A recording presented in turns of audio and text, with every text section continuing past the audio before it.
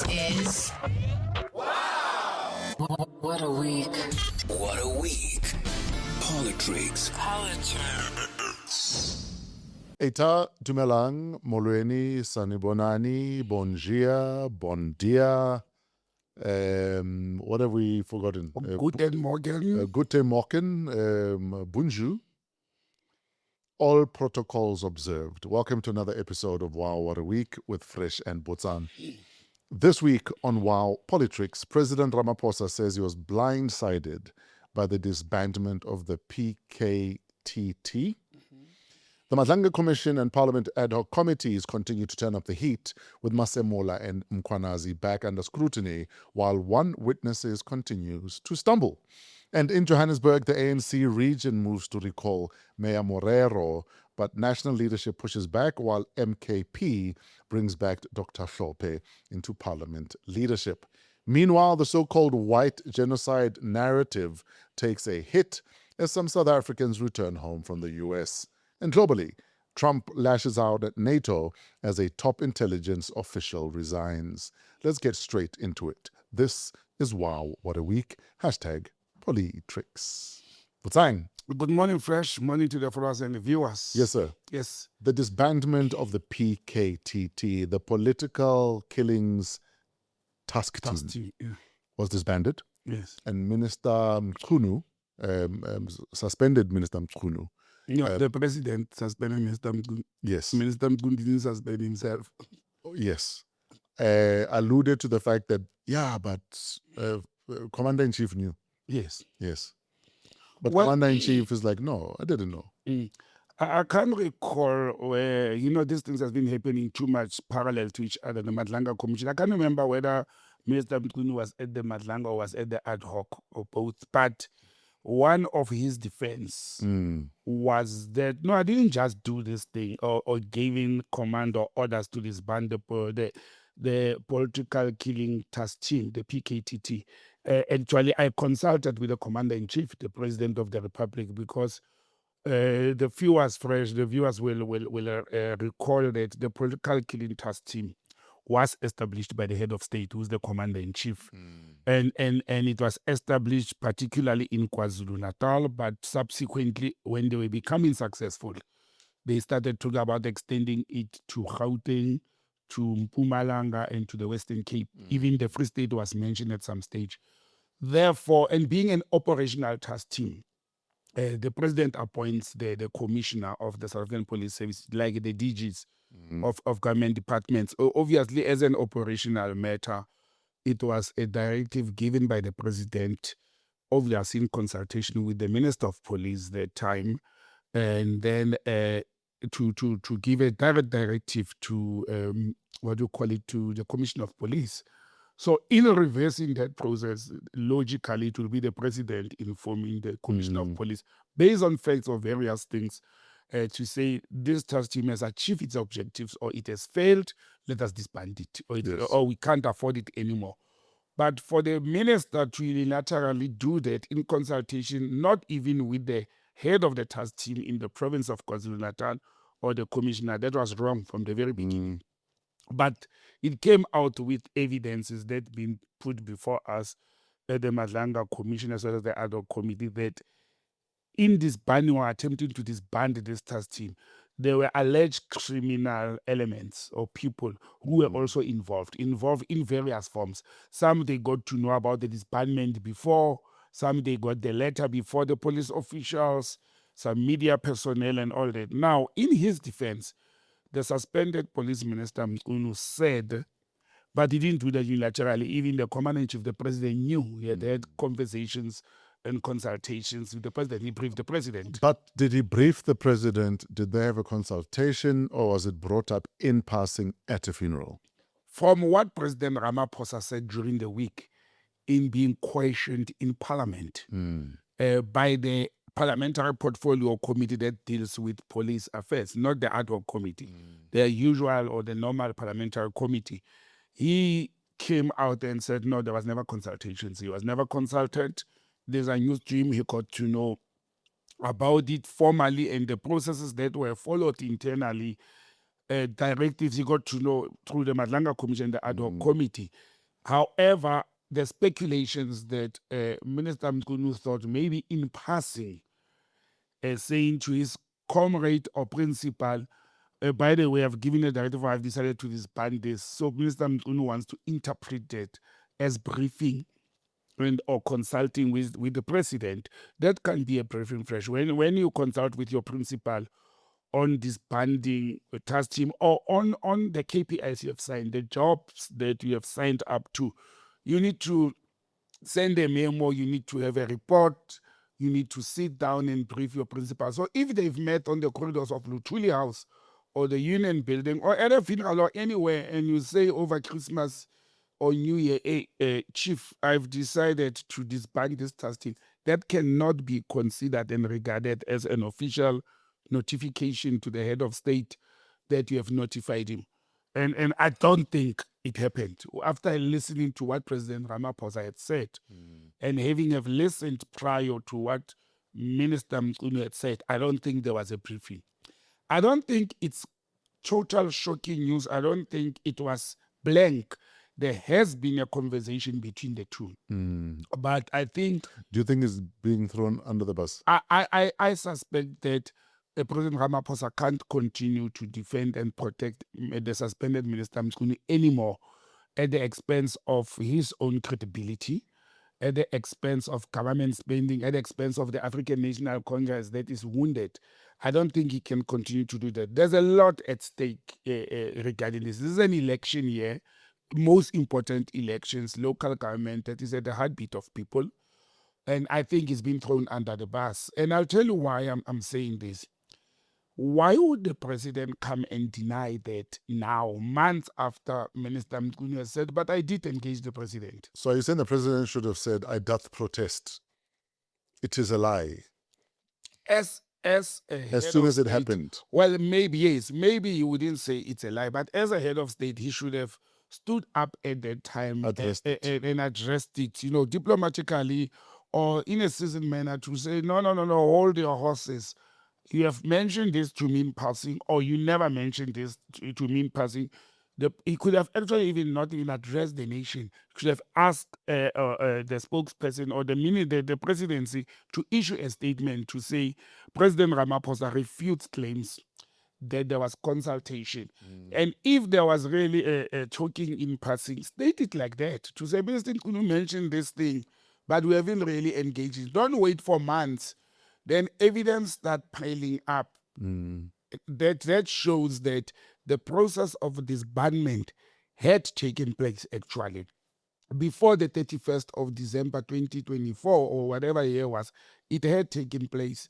There were memos running in between, as I said earlier on, alleged criminal cartels having access to that information, the media having access to that information. The commissioners and the provincial commissioners hearing about this whole thing, and others knew. So there was something happening, whether legally or illegally, whether formally or informally, there was something happening. And I think the president should have napped this at the very beginning to bring confidence to us as a nation, but to also clear the gray area. Okay. And when this was happening, I started seeing the body language and the tone of ANC members now changing the tone as well. Are you saying the comrades in the Adhoc committee, Yes, his body language, yes, is saying that we can't defend it anymore? I don't think they or can defend him anymore. I don't think they can. And when the head of the organization, who's the head of state, coincidentally, had said something, I don't see other members of the ANC talking contrary to that. Given that the proverbial writing is on the wall, do you think suspended Minister Mkhunu has a duty to say, Mr. President, it's been an honor serving under you. Thank you for trusting me. In order to protect what's left of the dignity of the office, I'm going to step back. Or do you think he must campepe it and just hang on? Fresh, I'm not going to jump, so you must push me. Be the advice of Minister Mtsuni. That would be a good thing to do now for his I think it would be a dope, That would honorable be thing a to dope do. thing. And I'll tell That you I'm why. not admitting any guilt, Yes. but just to safeguard what's left of the dignity of EC. Thank you for trusting me. It was an honor serving under you. Yeah. And then you walk off with your head held up high. Let me tell you what will that, if he goes, your option, Yes. what will help the ANC and him and that office with what? It will help him because so far, nobody has ever come out and implicated Minister Mchunu with any direct corruption or link to the alleged criminal cartels. Okay. The only wrong thing he has done, according to me, and in my observation so far, was the manner he handled the disbandment of the Pktt. That was administratively and procedurally wrong.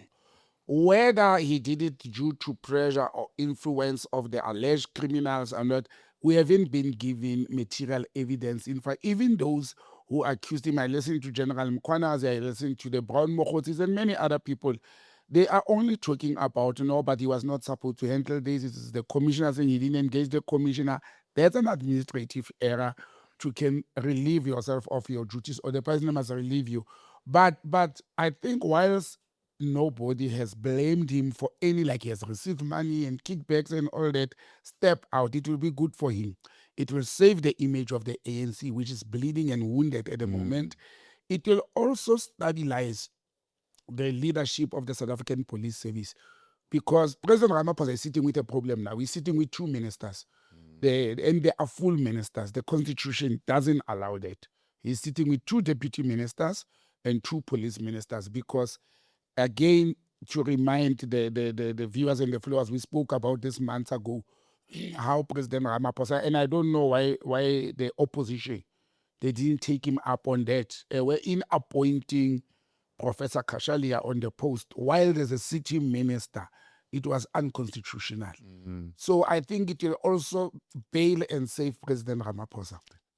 What do you then say to the person who argues that, yes, there's no direct link in terms of, apart from the way that disbanding or disbandment happened, apart from that, there's not necessarily a direct link. Yes. But disbanding the very thing that was a thorn in the side of certain people is in itself interfering with them getting to the bottom of the people whose sides they are a thorn in the first place.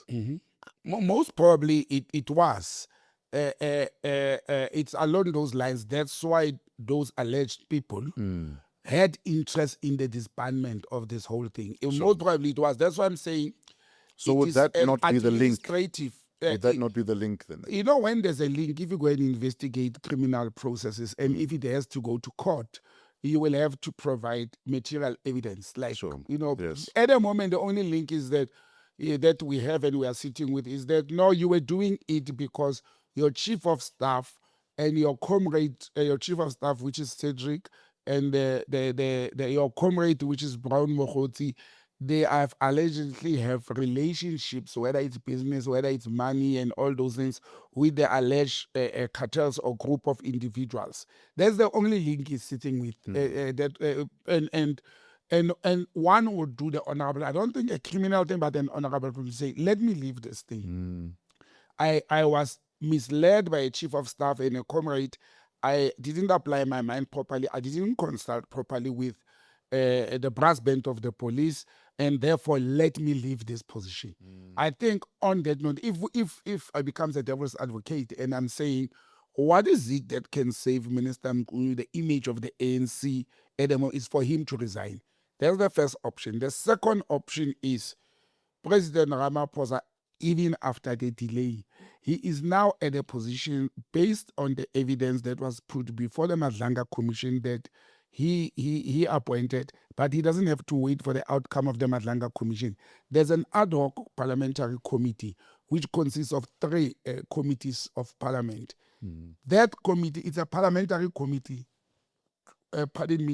What they are discovering or they are fine. They don't have to wait for the end. The president can act based on what the Adhoc committee has discovered. Yes. He can act on that. And like I said, save the situation.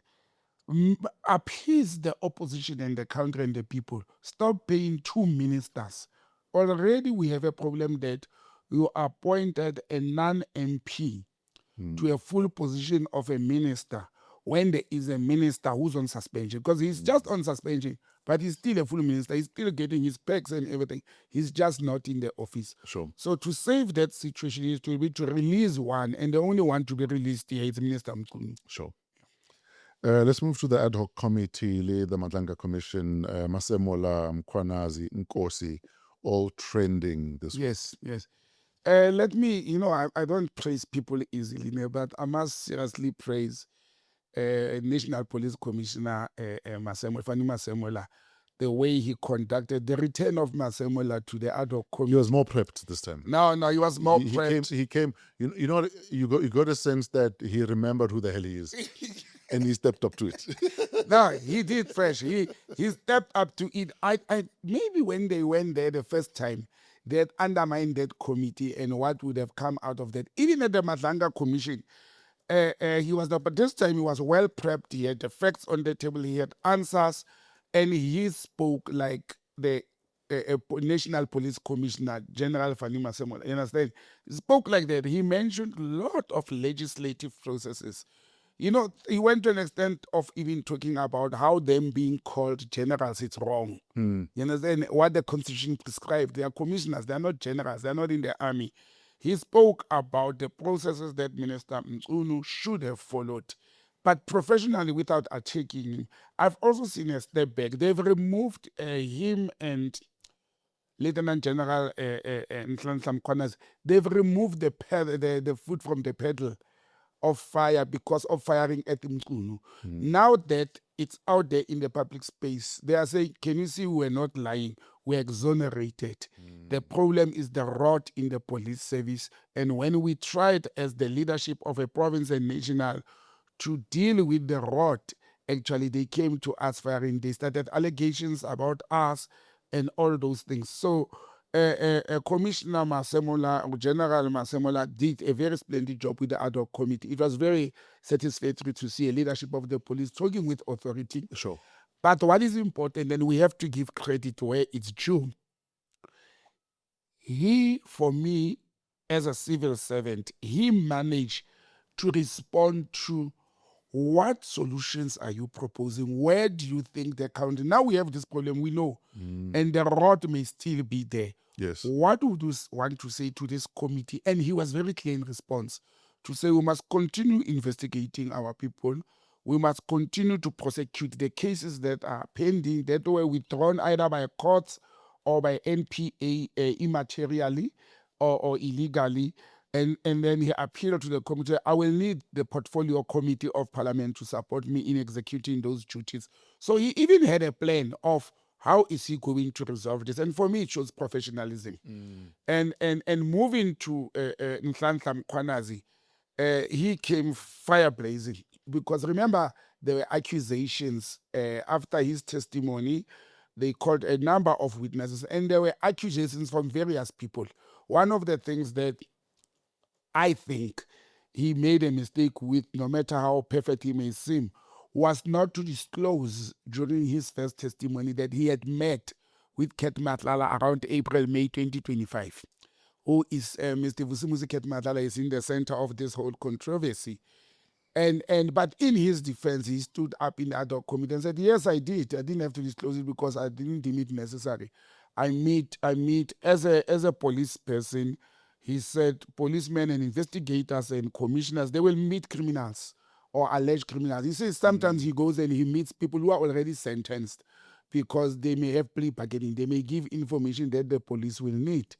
And he admits that he was aware that Mr. Matlala's name was already in the public forum, but he decided this guy is asking for a meeting with me, and he's asking via the former police minister, Pktt, let me hear him. And there's nothing wrong with that, according to him. They meet with alleged criminals or potential informers at all times. Yes. But I personally think Jude, looking at his kind of person and caliber, I think Nhlanhla Mkhwanazi should have mentioned this when he The first time around. the first time around. He should have mentioned that along those lines, in investigating these things and gathering information, a Mr. Matlala that he had already mentioned several times before, even at the press briefing, asked for a meeting with me through Minister or former Minister Pktt, and I met with him on such and such a day, and this is what was discussed. He should have not waited for somebody to go to the community and said, but he's not telling you the entire truth. Why doesn't he also tell that he had met Mr. Matlala? So, but look, it was their last round, last return to that. He once again, Nhlanhla Mkhwanazi, apologized and to Minister Cele for, you remember the allegation that Yes. Minister Cele had received money through the third party. Yes. When they were investigating, the accounts were mixed. But the cherry for him, it's when the Adhoc committee evidence leader, the senior counsel and the team, they played a recording, a tape of a conversation between General Sintumule with what do you call the other gentleman, Sibia, General Sibia, when they played a recording that actually exonerated or confirmed the allegations that were made by Nhlanhla Mkhwanazi. And I listened to that fresh. It was actually very bad. The defense, if I was a judge or a presiding officer over this matter, I wouldn't buy the testimony of Sintumule. Yes. Because he gave everything and he was talking negative about how Nhlanhla Mkhwanazi is a problem with this thing. General CB, I've worked with you, I've known you for long, you deserve to be a police commissioner. Don't allow this thing, disband that Pktt and do it in such a way. Get the dockets first and all that. And when probed previously, General Sintumule went on and said, no, I was just misleading Sibia. So she's actually also throwing General Sibia under the bus. Yes. But, you know, as somebody said, and I think it's Nhlanhla Mkhwanazi who said, there's no honor amongst the thieves. I don't say these people are the thieves, but it's an English quotation. Yes. To say, all these people have done all these wrong things. And now they are coming out to say, no, I did it just to mislead that one, to put him more in the wrong. That one is a snitch. That one is corrupt. They're all doing that. And last week we spoke about how General Sintumule went in front of the Adhoc committee to display her BBL or bums that she bought with her own money. But people are also making a mistake. We shouldn't be focused on what is exciting. The lifestyle audit, another thing that General Masemola asked for in the Adhoc committee, is to say we must check we must have a lifestyle audit of police officials from top to bottom. Yes. Don't look at the sergeant at the bottom because he has just bought himself a double cab and like his salary can't buy him a double cab vehicle. Let's look at these generals. What they have, the houses they drive, the car, their lifestyle, they're flying abroad, their families, what is the source of their income? But I also appreciate what Lieutenant General Mkhwanazi and Commissioner Masemola have said, to say people must not think policemen can be business people. The Constitution of the Republic of South Africa and the Police Act does not bar them from having businesses, as long as they don't do business with the state like all other civil servants. And also as long as their business are declared and they are genuine, they can do business. But you see, once you become a police person, you are tasked to be dealing with, for example, construction mafia, and you've got a construction firm as well, or you are in the building industry. You are conflicted. You understand? Because you may abuse your police powers to can deal with your business opponents, and that's conflict of interest. But the kind of businesses, I know quite a number of policemen, and when I say police, I don't talk only about men and women in blue subs. I'm talking about the metros. I'm talking about the National Traffic Police. I'm talking about the cross-border road traffic inspectorate. I'm talking about the border guards. Those are law enforcers, and they are also called peace officers. The problem with, when I look at the trend, they tend to have businesses in questionable areas. Construction, taxis, where they're supposed to, where there's conflict, where they're supposed to be investigating. And it makes me sit and think, are they not the one who are actually causing the havoc there? Yes. Knowing the power they have to can arrest, investigate, sometimes to even kill. I don't say police people are killing other people. I'm saying they are more at the advantage position to can eliminate they are business rivals. Looking at what we've gotten out of Madlanga Commission versus the Adhoc Committee, which would you say has given us more clarity and a better idea of exactly how rotten and how deep the rot might be? It was supposed to be the ad hoc committee, and Yes. I've consistently said the ad hoc committee, it's a committee of statute and legislation. Its a member is the committee of a legislative assembly of the country, but they have dismally failed to give us what you are asking, a better picture of what is going on. They failed to go to the bottom of that as compared to the Madlanga Commission. And I'll tell you why I'm saying that. The Madlanga Commission people, South Africans are still scared of courts, and they take courts serious. You know, you're in front of a judge, you're in court, and that committee, not that commission, the three judicial members, two senior advocates, one acting judge, and one retired judge of the Constitutional Court. I can't remember if Madlanga was in the Concord, but he's a retired judge. They have nothing to lose politically in that process. So they were not biased. I've said before, they are biased between the alleged criminals who are not educated and the civil servants who come there, but they didn't take political sides. So it gave us more of the meat of what is going on. It was run professionally, or it is being run very professionally. You could see its legal eagles that are sitting there. The people who go there as well, they conduct themselves in a manner that says you are in front of a very serious. Bonale decorum. Yeah, normal decorum. Now you go to where there's supposed to be proper decorum. That circus. You know, when I want to laugh, I watch actually the ad hoc committee, and you look at how members of the ad hoc committee have been conducting themselves. You've got, I'll mention a few. You've got Saul, the Patrick Alliance leader or MP, who will sit there, read the Bible, give us speeches and praise Jesus and tell people you fear Jesus and all that. So he's bringing his religious base and background too much into a political house. Yes. And for me, I would have not, if I was sitting on that, I will not even allow him to finish a statement telling me about religion. I'm there for a legislative thing. Yes. You don't know the religion. Don't impose your religion on me. Yes, it's your 15 or 30 minutes, but I don't want to hear about your religion, how you fear God and Jesus, because I may be a Satanist. You must respect mine. Exactly. Understand? Yes. So I didn't like that part, and I don't know why the chair of that committee, Soviet Lekhanyane, allowed that to happen over and over. And knowing that South Africa is a diversity nation, there are people inside that committee who are Muslims. There are people there who are atheists. Understand? So that part. Then you have Miss James, that many years she has become the darling of Action SA. I was going to say, I mean, that monologue that Darlene James of Action SA gave to Tlanhla, yeah. it was borderline a movie perfect performance. No shot of violin. Waste that opportunity. Don't praise the person, focus on the work and the outcome. Yes. They were seen praising General Mkwana. Look, I have nothing against General Mkwana, so Lieutenant General Mkwana. I like him. I think he's a brave man. He's a good civil servant. But guys, we are here to work, not to sing praise. We are here to defend and protect the nation. Then you also look at Julius Malema, the firebrand of South African Parliament in the last 10 years. Julius led his vibrant, in assessing this thing and reviewing it.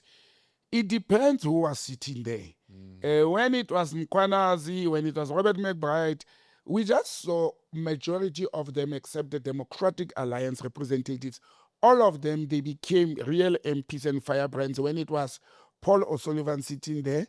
And that professor, what is her name? The professor who looked like she has lost her mind. We saw them attacking. Even the lady who came there, who was accused, the Paul O'Sullivan's... Or the honeypot. The pot of honey. Smith or whatever. Yes.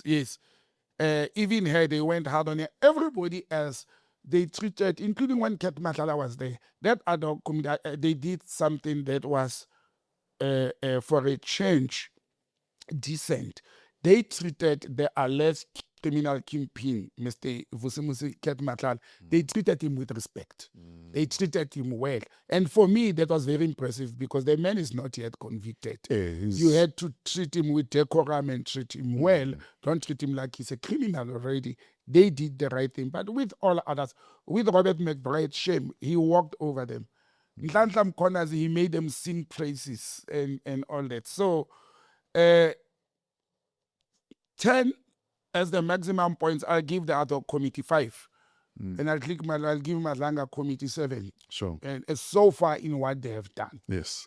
Let's move to the ANC in Johannesburg. There's been a move for Dada Morero to be recalled as mayor.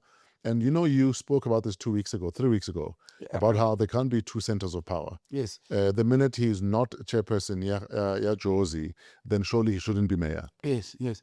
And first, look at it. Even before I spoke about two centers of power 3 weeks ago, at the election, which was months ago, of Miss Masuku, Yes.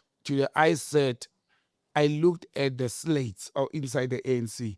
The Masuku slate, backed by First Secretary General Deputy Secretary General of the ANC, Nomvula Mokonyane, was a clean sweep. And the slate of Dada Morero, backed by the Secretary General of the ANC, Fikile Mbalula, was dismantled. They were beaten. Now, what is it saying? It shows more of the divisions inside the ANC, whereby the Secretary General is backing one candidate, the sitting chair or the then sitting chair and current mayor of Joburg. The Deputy Secretary General is backing the incoming people. Then they pushed, which were supported by all other political parties in the, what do you call it, the Council of Joburg. Then they backed that a post of a deputy mayor be created.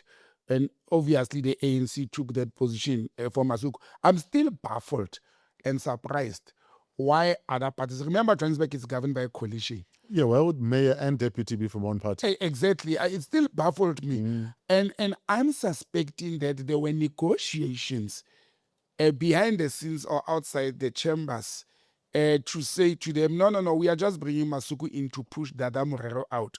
So there were engagements and negotiations with Action SA, with the EFF and Patriotic Alliance and other parties that are involved, like Al Jamal. I think they said, no, we'll allow you to have 2 because Dada Morero is leaving. That's why exactly 2 weeks after Masuku has been inaugurated as the deputy mayor of Joburg, actually it's after a week, the REC, the Regional Executive Committee of Johannesburg region of the ANC, sat and decided to recall Dada Morero. And we spoke about it last week.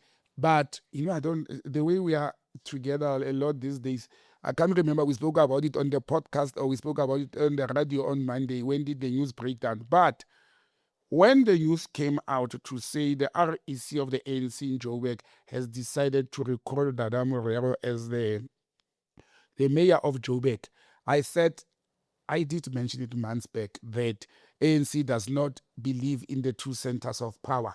But I said, I want to see how the ANC National Executive Committee, which has a final say, going to do with this. Because the REC had to write and or inform the Provincial Executive Council led by Panyaza Lusufi and the National Executive Committee led by Fikile Mbalula to say we are recalling Dada Morero. Now, who is Dada Morero?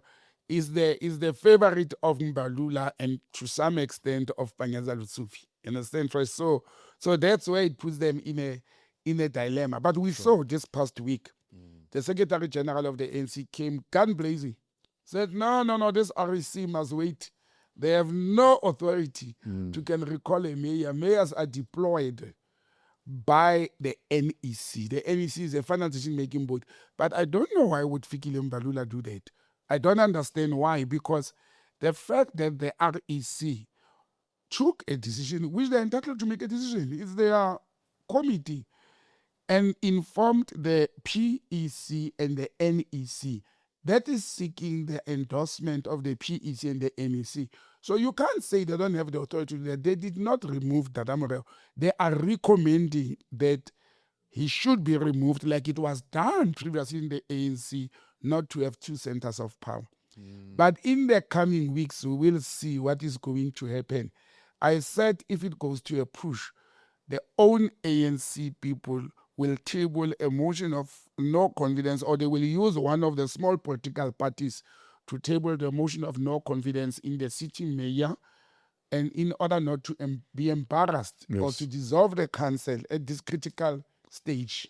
Yeah, but the mayor and his team and his slate could argue that, but we have challenged the outcome of the results. There were ballot papers that were stuffed or whatever, and that the deputy mayor's win may have been irregular. Yes. So if I'm appealing, well, I'm saying, can we look into this? Hmm. Surely I must wait first anyway. But the In disadvantage, position. the disadvantage, two disadvantages to Mr. Dada Morero, the mayor.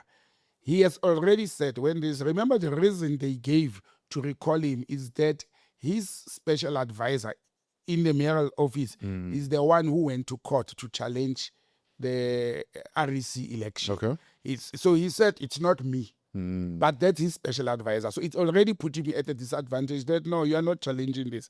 The second part is the ANC has been having a practice, Fresh. You will recall for many years, Yes. anybody who takes the ANC to court, you remember from the Ace Makashulia's time, from the time of Mpho Ramakata, remember Mpho Ramakata in the Free State before he joined the EFF? Was it Ramakatani? Is it Ramakata? Yes, he I took don't know. Yes. the ANC to court, up to the High Court and even the Appeal Court, and he won the case, you understand? And at that time he was taking the what do you call it, the PEC of Ace Makashule in the Free State to court. Anybody who has taken the ANC to court in South Africa has actually came out wounded, because the ANC doesn't naturally appreciate being taken to court by one of their members. They fight to the bitter end. They sometimes even defy court orders when it's one of them who have taken them to court. But you know what does this say to me, Fresh? It says to me there's much bigger factions in the ANC, especially in Gauteng. The Gauteng provincial ANC is divided, and this is giving other political parties like the Democratic Alliance, the Patriotic Alliance, and mainly Action SA. It gives them an advantage to take advantage of those gaps inside the ANC. If the president pronounces elections to happen in November, as we're expecting, I've already said I'm expecting them in February next year. But if he pronounces, we are left with 10 months, actually not even 10, 9 months before the local government elections. You don't want an organization that is still infighting. Yes. Especially infighting at a local government, because REC of Gauteng, it's actually a local structure of the biggest metro they want. You don't want to lose Joburg to Helen Zille or to Herman Mashaba, because those are the only two challenging people. But in my observation, I think the ANC in Joburg is going to be humiliated to move from the ruling party to actually be number 3. I predict that the African National Congress is going to move from number 1. They don't have 50% already. I think they in the last elections they got less than 40. That's why they had to go on coalition. In the last elections were in 2019 for local government. I think they are going to move from being number 1 to number 3. Yeah. And That bad.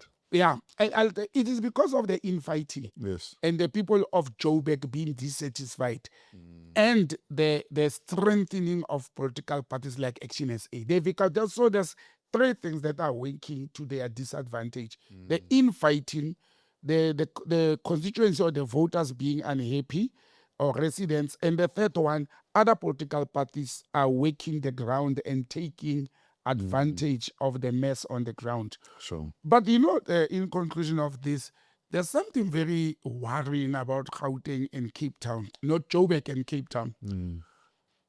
Over 90% of voters are black. And I've said people in South Africa still vote according to the color line, or along the racial lines. 90% of black people in Joburg are black people. If you look at townships and squatter camps and one, even in Cape Town maybe it's 70. But they go and they vote the so-called or be seen as predominantly white parties like the DA. And for me, it makes me question, are the people really unhappy about the services, or are people boycotting the elections? Therefore, when you come and use statistics and numbers, those who vote tend to be those who are well off in suburbs, and they give the DA and other parties a chance. But it's going to be very challenging. Trust me, President Ramaphosa and the ANC knows politics. I see them making these elections February 2027. It is too close now, Fresh, that they will have elections in November. They will be walloped. Sure. Yeah. Let's talk about what's happening over there by MKP, because it seems like Dr. John Hlophe is back again as a parliamentary leader. Yes. Why was he gone in the first place? And how is this linked to Colleen Makubele saying, I'm done? And all of a sudden, now she's been given a job. Yeah. Look, how giving the job by given, how was he gone? MKP played us and played the members and when the nation, I think they are running it like a COVID operation there on the side. He never resigned. He was never charged. He was never fired.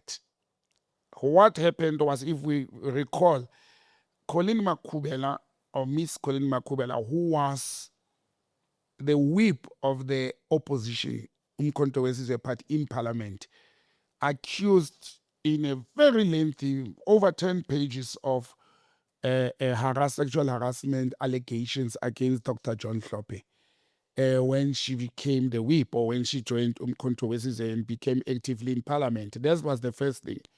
Then MKP decided, in line with their constitution, to investigate and suspend Dr. John Hlophe from being the leader of the opposition in Parliament. So he was the parliamentary head of Umkhonto we. But if we recall, at that time, Fresh, Dr. Hlophe said, instead of facing a disciplinary hearing, he wrote to the MKP, President Jacob Zuma, to say, I would rather leave. I would rather vacate my position than to go and be held in front of the disciplinary.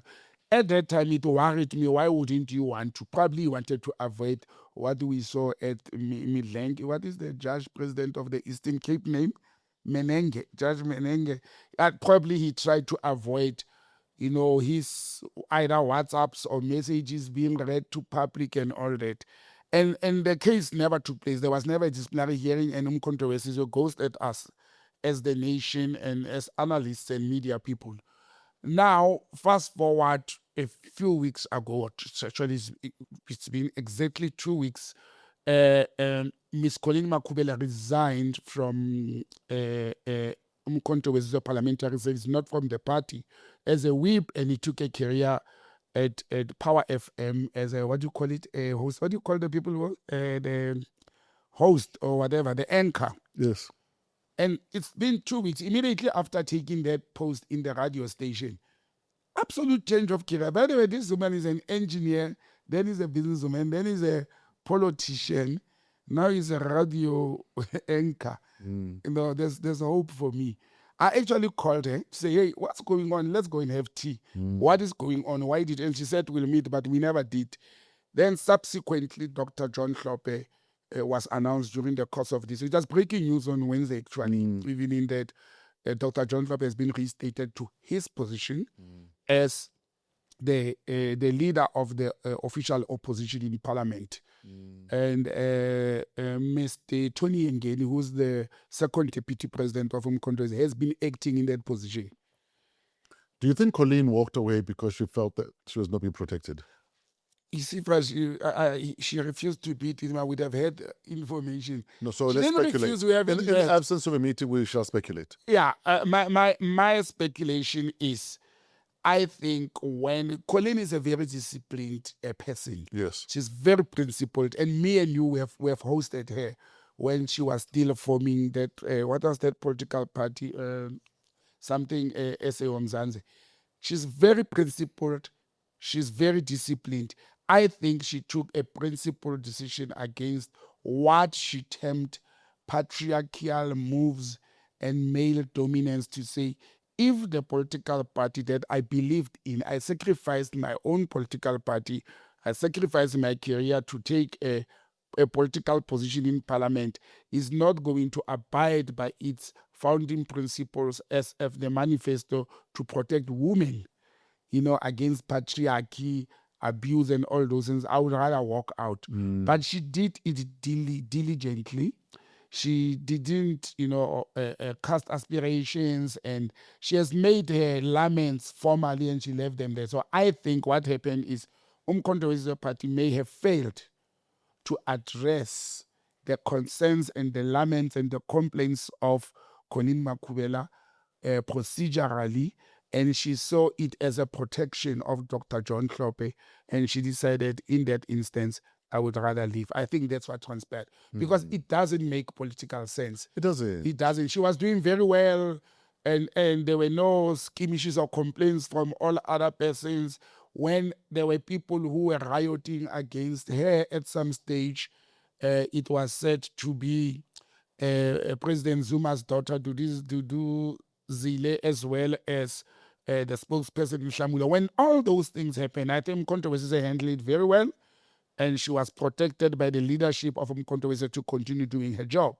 So it doesn't make sense when there's never been complaints that she's unable to perform her duties or she doesn't know what she's doing. Therefore, they would have swapped her around. But that's not the case. She left. And I think Colleen knew what to do in parliament as the whip, because she has been in government, albeit at local government. Yes. She was the speaker of Joburg Metro. And only work ethic, man. No, she's very What a ethical. waste. But she's also level-headed. She's, like I said, people who are civil servants and business people and academics or professionals in their field, doctors, lawyers, engineers. Look at Nasipo Nasipi Moya. Moya in Tswane. I mean, that lady is a medical doctor, and she comes from where she comes from professionally. And look, the wonderful work she's doing in bringing Tswane as a coalition, as a glue. They tend to handle things better than career politicians, because career politicians have aspirations, actually. For professionals like Colleen Makhubela to leave their profession and enter politics, it's not driven by money and power, because they already have those two things. It's driven most probably by wanting to serve and say, where can I make the difference? To my people. Not the song, not President Ramaphosa's Tumamina, which in my book has failed. But yeah, I suspect very strongly, I still want to talk to Colleen about this. I suspect very strongly that he left Umkhonto with a position, not the party, because of the organization failure to handle her complaint in a manner she expected, or the manner prescribed by the Constitution. Sure.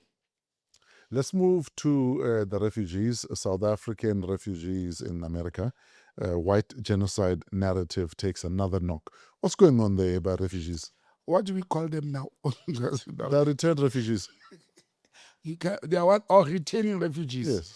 Yeah, no. This happens fresh at the back of the South African government. Last week we discussed it, lashing and calling in the United States ambassador to DERCO or to the protocol office.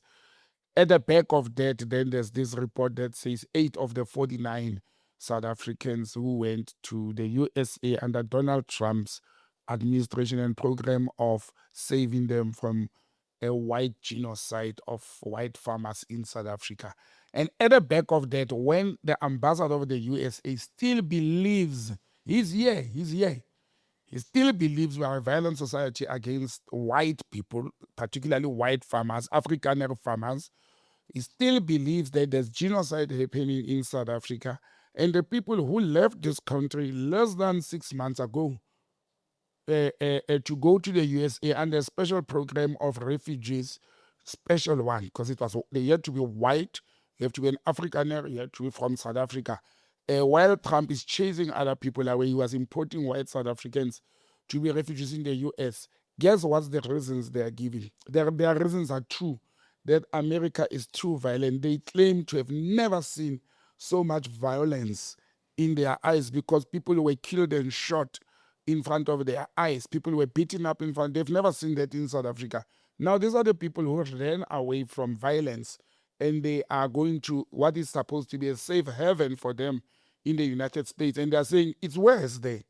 The second part is they are saying the cost of living, and you always spoke about it, Fresh, the cost of living in the US is going to hammer them. I can't remember how many times you are saying, hey, I wonder if those people will succeed in the US with, what do you call those tickets when they give them tickets to can buy groceries and food? The coupons. Or food stamps. The food coupons, stamps, yes. the food stamps. You always lamented, how will they survive? The word you like to use is that there's no Mavis or Emmanuel who is going to be doing your garden and cleaning your house.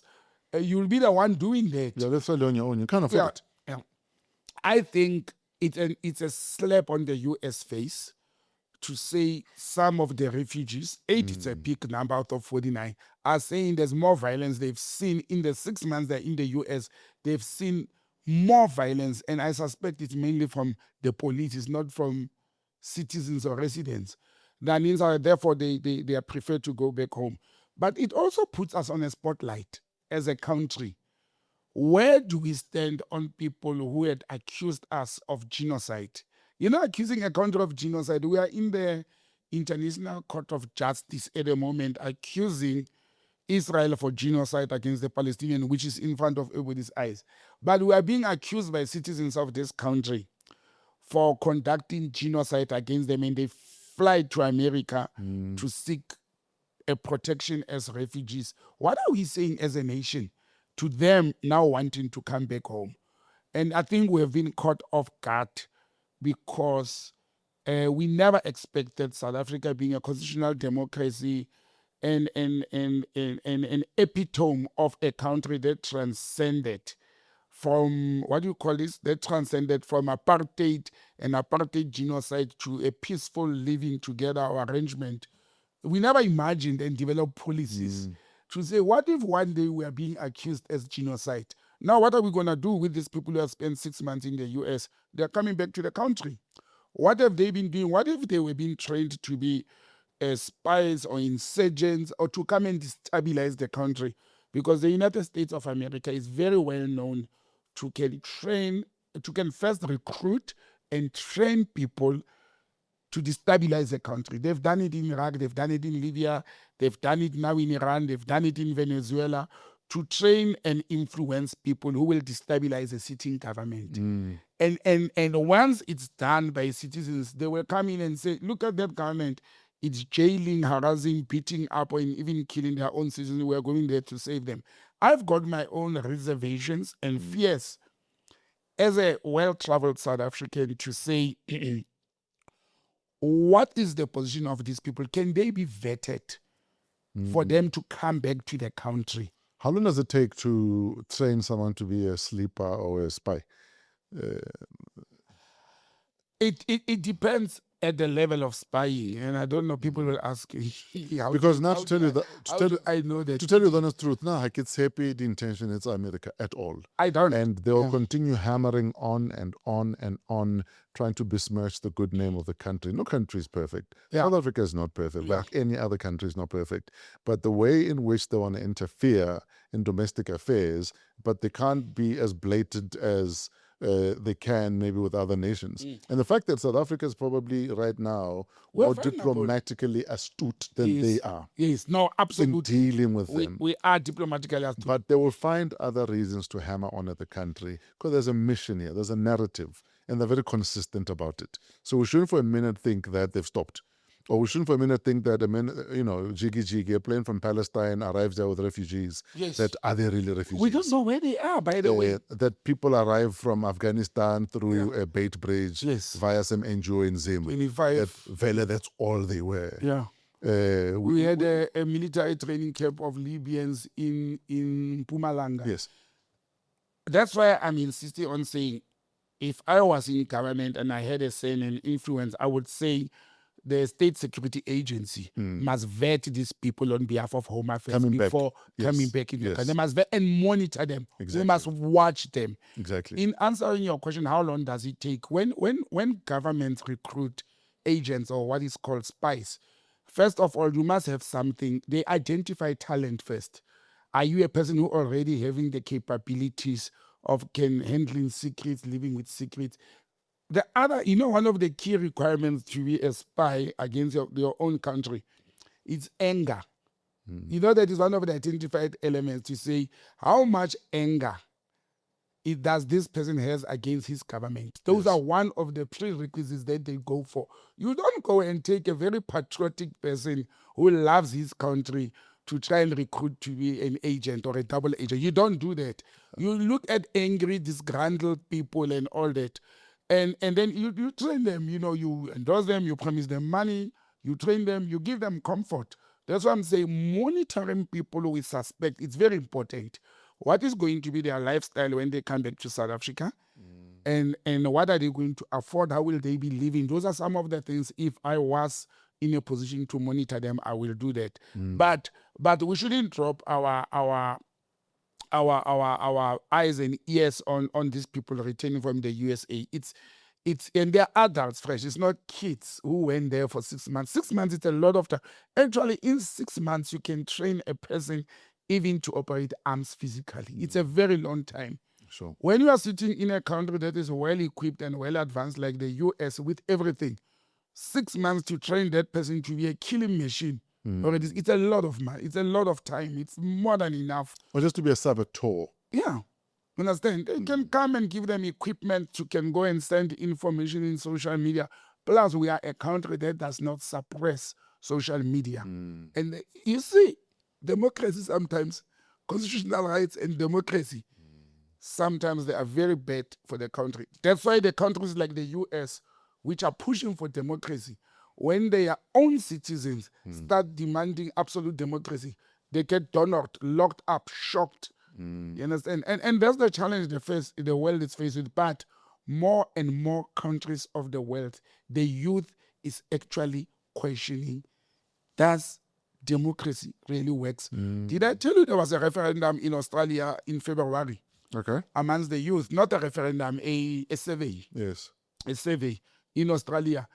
And the outcome of the survey is that over 60% of Australian youth are saying, maybe we must revisit this democracy thing. It doesn't work. We discussed it on the radio show 938 a couple of months ago. Yes. Asking people if does democracy work? Do you feel that democracy works in its current form? Do you feel that maybe it gets in the way of progress?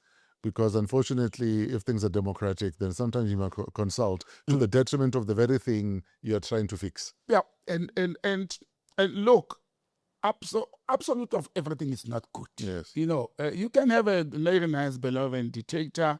You can have. That's why mixed economics and mixed processes like countries like Germany, they are progressing.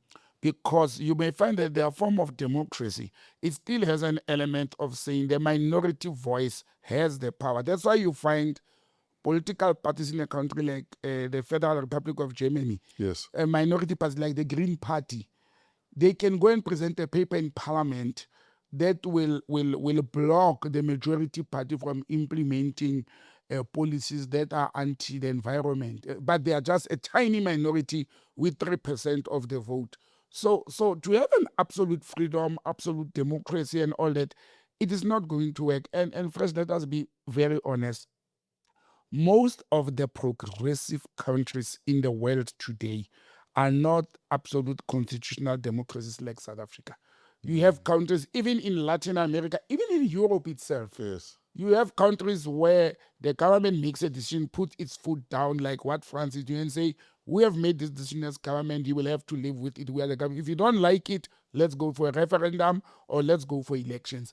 But South Africans are not using our advantage to say our constitution makes provision for referendum. You remember you mentioned it in the radio to say, guys, but why are we waiting? Why are we not calling for a referendum to say to President Ramaphosa or to say to the GNU, man, this thing is not working. Let's have elections now. Yeah. We are not exercising that right, and we have that right. Yeah, by have the a way. snap election. There's a provision in the constitution that we can actually ask for a referendum, and we're not doing it. We can ask for a referendum in many things. There are people who have been asking for death sentence to come back. Nobody's filing a paper to say, let's go for a referendum. Let the people talk. We are waiting for elections. And then when elections come after every 5 years, we are doped. You understand? We are doped to forget the things we were crying for 5 years. Remember, before the election that we had a couple of years ago, remember we had this conversation, I think it's in Estonia, where they are so fully digitized Yes. that they can have snap referendums on their phones on any issue immediately. Yes, yes. But Fresh Estonia, when it comes to digital technology, Yes. my brother, let me tell you, we did a study as my employer, ex-employer cross-border with Estonia. Yes. They are the world-leading country in truck movements between them and other Eastern European, West European. Yes. A truck gets cleared while it's driving. Everything is digital. Everything is Everything is digital. digital in Estonia. So having countries like that, and yeah, they are actually having a referendum on their, what do you call it, smartphones. Yes. And then once the results are out, a parliament sits and say, the majority of the people say, we must change this law, we must do this now. And then they implement the designed process. The system is slick on anything. If there's a pothole, you send the location on your phone, the next day is dealt with. That's how efficient the system is. I'm one of the, we don't have it on the topic, but we'll talk about it next week. You know, last week, the IEC, Independent Electoral Commission, they opened, because it's a year of elections, or season of elections, they opened last week the voter registration week. Ne? You know, they say they've reached the target of youth. Yes. Last weekend only, they've over 267,000 people went on, clicked, and registered. And I said, because it's digital. Yes. Because they could do it on their laptops or smartphones. And carry on with their lives. Yeah. But when it's time to vote, you don't want to give them that opportunity to vote online. Exactly. You will have quite a big number of potential voters. These are not voters. They are registered, but they are potential. They are not actual. Because come election time, the same youth who is between 18 and 25, which was the target, you go and check during voting, where are they? Because they're not going to wake up and queue. Yes. That's not the point. To say, no, we have got the numbers, they are turned around. I think the IEC is missing an opportunity of how they can bring back or influence the youth to come and vote. They are missing an opportunity.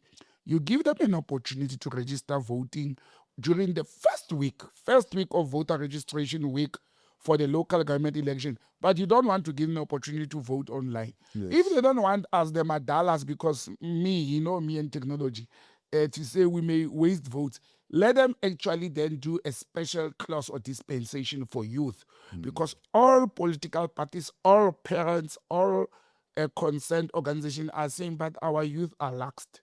Our youth, let's incentivize them then. Let's incentivize them as a nation, because we don't care who they vote for. We care that they must rise and vote for their own future. Why don't we do that?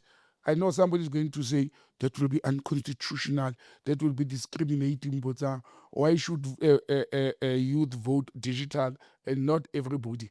But I am proposing solutions for the problem we are having here. Yes. And the problem is our youth don't want to queue. Yes. We spoke last month about the queue when there was a military a day. Oh, yes, in Toyando. In Toyando. Yes. Look how youth, there were recruitment, look how youth, we discussed it. There were zigzag snake lines of youth wanting to apply for jobs. You know why? They are prepared to queue. Because they are hungry, they want jobs. They are unemployed, they've got qualifications. That's why they will queue. But they don't see the benefit of voting.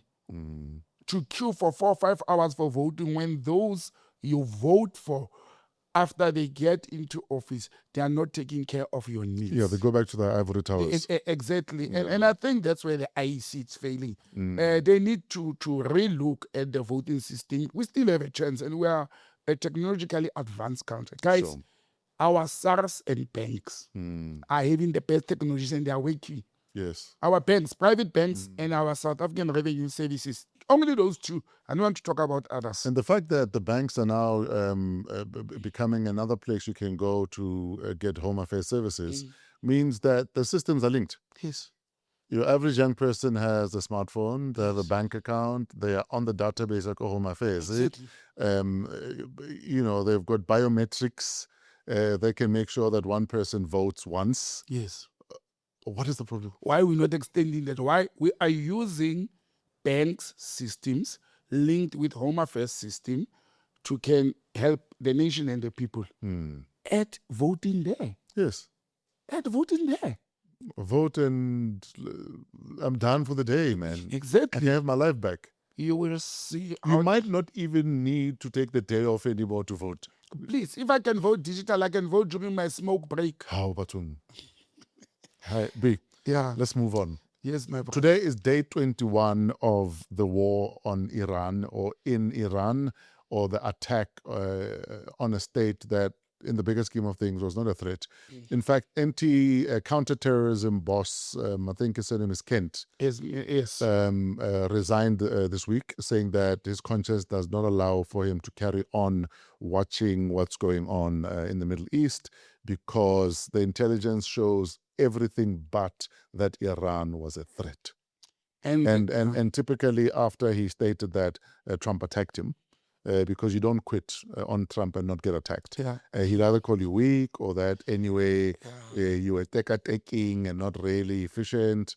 But the long and the short of it is, hopefully this one domino will cause others to fall, and for others to stand up and say, we can't continue to watch what is happening in the Middle East. Because a part of me feels they underestimated Iran's resolve, and that Iran have a wafa attitude about it right now, that we're going down and we're all going down. You know, Fresh, before he even attacked his own head of counterintelligence, Mr. Kent, Counterterrorism. terrorism and intelligence, he first attacked the fellow member states of NATO, the North Atlantic Trade Organization. Yes. You know that name is still rattles me that it's supposed to be a trade organization and became a war organization. NATO was made initially for trade, then they wasn't it a treaty? Treaty, not Atlantic Treaty. Oh, is it a treaty? Yeah, treaty, yes. So they've got the treaty agreement. Yes. Why is military their primary? If they are two, it's the North America. And Australia is involved. North Atlantic, yes. But it's the North Atlantic. Majority is the EU member states. And the military became their might, because I've never seen them teaming up together when it comes to trade issues. That's why probably I interpreted it as trade. He attacked them. He started with Spain, because they wanted to use the airspace of Spain. I think it was on day 12 or 13, and Spain said, no, not our airspace. Then Germany started saying, we're not getting involved in the war. Then the UK, and he said to the UK, they've been anyway a bunch of cowards. They've been relying on us. They shown, they were shady because of us. And I think he upset a lot of people in England when he said that anyway, they just stood and watched us in Afghanistan. That time, soldiers fell. Yes, the British lost a lot of soldiers in Afghanistan. Soldiers fell in Afghanistan for a war that was not theirs. The Queen sent her grandson to fight in Afghanistan. Yes. Right now, we have a guy who dodged the draft God knows how many times, ordering people to go into war. Yes, that time his son is not being drafted. Exactly. Now, after that, the country that really broke from NATO, President Trump or the Americans, was Italy. The Prime Minister of Italy. Oh no, a lady amongst men stood up and said, I'm not listening to you. We're okay with our pizzas and pasta here. We are not interested. We don't even want to negotiate. We don't want to talk. It's not our battle. We are not even going to discuss it in Parliament. As the Prime Minister of Italy, I'm saying no. We are not involved. It's not our war. That is leadership. We are not interested. But do you know why countries like, I don't know why France is dragging itself into this, Spain and Italy. They are the Latin Europe. They are the closest to the Middle East. It will be easy to attack Spain and Italy than any other country in Europe, from Iran or any other country in the Middle East. That's why they were saying, no, we are not interested. The missiles from Iran, they will reach Spain and Italy faster than they will reach England and other places. And that aside, just at a principle level, it is not your war. It's There was exactly. no reason to go into Iran, and many will argue it, make America great. Maggots, as they're called, they will argue in its favor. Trump fans will argue in its favor. Pro-Israelis will argue. There was no reason to invade Iran. Well, Trump friends argue in his favor. Now, the chief of counterterrorism, one of the most decorated servicemen in the USA with a whole lot of experience, stands up and say, we want the Secretary of State, we want the Deputy President, we want the President, before this war even started, that there is no imminent threat from the Islamic State of Iran to can attack America or Israel. We want them. Yes. They even made reference, according to Mr. Kent's speech, they even made reference to the fact that after the attack on Iran last year, that lasted 12 days, they went back and said, actually, we claim to have bombed and destroyed the nuclear thing. We bombed nothing. There's nothing that shows. You know, when you bomb a nuclear site, there'll be radiation and all those things. There's nothing. Now, you don't listen to a person that you have employed. One is experienced. He's a seasoned intelligence and military person. He advises you until we were wrong the first time. Let us notice you don't listen. It is day 21, 22, 23 today of the war with Iran. You still haven't achieved anything. You have killed the Iranian supreme leader and key military personnel. Iran is not backing off. Understand? And when this guy decides, I'm not going to be part of this anymore, I'm resigning, you call him names instead of calling your people back and say, let's take a step back and reflect. But we can't take steps back and reflect when I listen to no one. Intelligence actually is just a suggestion. It's not a recommendation. Fresh, how much powers does the president of the United States has that you cannot listen to anyone? What are the other people existing for? Not the normal citizens. Unfortunately, there are more people who are almost helping him beat his own chest than there are people saying enough madness. The fact that you can talk about how Spain won't let us use their air bases, but they can't stop us. We can do what we want. Just the other day, he's talking about how maybe I should just go and take over Cuba. It will be an honor. And we are laughing about it. He may take over Cuba before the end of the year. And you know, this is the same attitude that the very same men and women surrounding him used to say when he was running for office, that this is a narcissist who doesn't care, who wants things his way. Anybody in his way is an enemy. Who said that? This is not the Secretary of State. Yes. Yes, little Marco. Marco, as he called him at Marco the time. Rubio, yes. All of the people who are around him at some stage called him out on the very things he's doing right now. And the fact that even women that have accused him of he does what he wants, he'll even grope you. He's groping countries now. This is consistent behavior, but nobody is calling it out enough to say, let's stop the madness. Congress, in fact, by busy trying to sign off on more money so that this war continue and the industrial complex can continue to make billions of dollars. But at what expense are they misleading him, or are they living in the pie in the sky, in a pipe dream? At what expense? Don't they care about their country? Don't they see the risk? Don't they care about their people? All this is doing is reinforcing the fact that might is right. Operating like a thug is the only way you'll get things, and that if you're not a bully, then they're going to walk all over you too. That's all that this is showing, and it means then that any other nation can one day stand up, bump its head, and decide, you know what, you're a small country, and I think I want you. You know, I saw a document, a very short document of 24 minutes of an analyst from Iran explaining why Iran won't stop. You know, they have it in their command and control clause of the Constitution that if a war has started and the supreme leader is killed, in absence of another supreme leader saying stop firing, they don't stop. It's a law in Iran. That's one. Two, what they did I was thought about there's a new supreme leader, Kima Mujava or something. the son, yes. Hey, Mujava. But listen, he hasn't. This is what I'm trying to explain. Why is it happening? Now, when they enacted this law in Iran, Iran has over 20 or over 30, what do you call them, provinces or regions. In each region, there's a war kingmaker, like a commander. This commander, there's no central. The central is the supreme leader.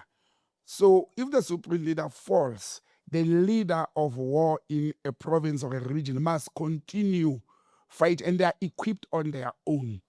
They must, imagine about 30, they must continue fighting until the new supreme leader comes and say you can stop now. Now the new supreme leader has come and say, I am going to do better than what my father, I'm worse than my father. Just continue what you are doing and intensify. And I don't think the United States of America, they saw this coming. I don't think they expected the resistance. As you said at the beginning of the show, Iran is at the stage of wafa. We are not retreating. We are not going back. Let's scorch the earth then. Yeah, exactly. We know what's going to happen to Iran. It's going to look like Iraq. It's going to look like Libya. It's going to look like Palestine today. Let's rather fight with everything we have. We'll rebuild. And by the way, that's not a small nation. You don't undermine a nation that is over 300 years old compared to United States of America, which is just above 100 years old. There's a lot of whole life experience. No, Persia is thousands of years old. America is the one that's just 300. How old is the Persia, the Iran? No, Persia as a region in J. Over 1,000. Thousands of years old. Now that experience counts a lot. And I think the United States miscalculated, and they never thought Iran will arrive at this point. But, Fresh, when Trump came in, people like accusing me, say, but you always loved Trump. And I said, but people fail to read what I call, when you are talking, passing people that to say America deserves President Trump. I've always said they brought in a president who's going to press a reset button of the world. And in explaining it, I'm saying the reset button is to expose what you are talking about, the mighty, how Americans don't care about anything else about themselves, how the world may rise one day and said, enough, it's enough. Europe is showing it. You understand? Africa is being captured or recolonized or neo-colonized by Russia and China. The focus is no longer on the US. It's like Nwana, who was used to all privileged toys. Yes. Now, when other kids have their toys, you become jealous. You don't say, now we can play together. You are saying, but why do you have toys even better than toys? And Americans are behaving like that. They are no longer getting attention. I don't think they are still the might, maybe militarily, because they can attack and kill a majority of the nations in the world.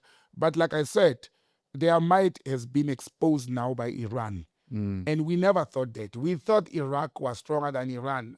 And Iraq was stronger, and it defeated Iran through because they were supported by America. And actually, they were armed with the US. On hindsight today, where I was a youth when that war happened, I don't think Iraq defeated Iran. I think Iran pushed them back because they failed to destroy Iran 30 years back. They failed dismally. I think Iran pushed back, and America should have learned that time that they were backing Saddam Hussein 30 years back to fight Iran, and Iran pushed back. And it's lessons that we grew up, and then we are seeing them happening today. Persia goes back to the 5th millennium, so 6,000 years ago. 6,000 years. 6,000 years ago. Now, the Americans should have thought better. But if I know I'm going to die, some of us were brought up like that, we would die firing a Scorpion machine gun. I know I'm going to die. So let me rather die fighting. And I think the Iranians are on that point at the moment. By the way, talking about it, there's reports that came out before we came on set that the Iranian ambassador to South Africa has actually written a note verbal to the BRICS member states to ask for help, to say, as member states, we expect you to help, not militarily, any other form of help, communication, support, make noise at the United Nations Security Council. Let us team together to fight this battle. The only people with enough balls anyway to help militarily would probably be China and Russia. And I'm hoping that they're doing that. I don't Because think they will. They may be doing it indirectly. If anything, they did it in anticipation while nobody was watching. Yeah. If anything. The anti-aircraft technology that Yes. that Iran is using belongs to the Chinese. And we know how good Russia is at sea level or at naval level.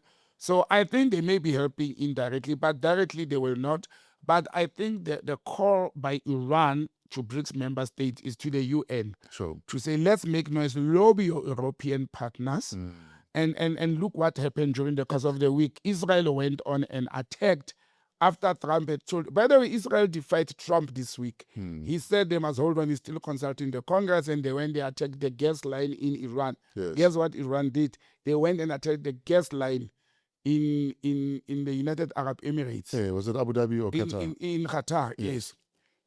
You know who's at danger? It's Europe. Yeah. Because now gas prices, and they're going lack gas in the next few months. So I think Iran is very smart by fighting both militarily and diplomatically to say, our friends, can we engage? And I might not agree with the politics of Iran, but I will defend for life their right to defend themselves. That I will do as well, Fresh. Every human being or every sovereign state has a right to defend themselves against attack. And if it means by any other person or country. And if it means by any means necessary, then they must do that. Yeah. And I think Iran is on the right track.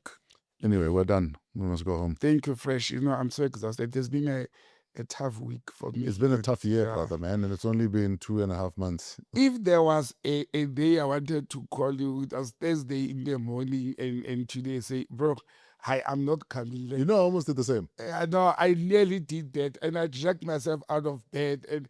And when I think of our followers and viewers, they'll be like, no, you can't just disappear without announcing, as if we can't get sick. I'm exhausted. My alarm rang at 3 in the morning on Thursday. I snoozed it for 45 minutes. Oh, that's a lot. And then I looked at my phone. I'm like, let me message these guys and tell them I'm taking the day off. And then I was like, you know what? We have people who wait for us. So I nearly did that. Let's not let them down. I nearly did that. Yeah. But anyway, thanks, brother, man. Where do we find you on social media? botsangm@gmail.com, on email, @botsangm on social media handles, and let's continue chatting on WhatsApp and 083 or +27 83 884 7787. And they can reach us Monday morning just after 8 o'clock news, and Thursday morning just after 8 o'clock news as well on 938 FM. You can stream live. I forgot the 938.co.za. or the channel as well on DSTV. We're also on DSTV, but 938.co.za is probably the quickest way to get a hold of us if you're not in Johannesburg. Thank you, Fresh. Thank you, Botsang, and thank you for being a part of another episode of Wow, What a Week, #Politricks, coming to you from Discover TV. Let them be your stage. Shout out to Keletso Modisa again. She's our executive producer, and Trevor and his crew at Pezulu Works for making us look good. All of the cinematography, videography, every other gaffy that they do, they take care of. If we look good, it's their fault. If we look bad, it's our fault. And to you, thank you for joining us every single Saturday morning at 8, for engaging with the topics, for agreeing, for disagreeing respectfully, and for us finding one another eventually. Because life is a contestation of ideas, and if we don't find each other, we'll continue to bombard one another, sometimes with bombs even. So let's continue to have a dialogue and find one another. Because one day, Ritloba sharp. One day. Till then, have a great week in spite of yourselves. We're out of here.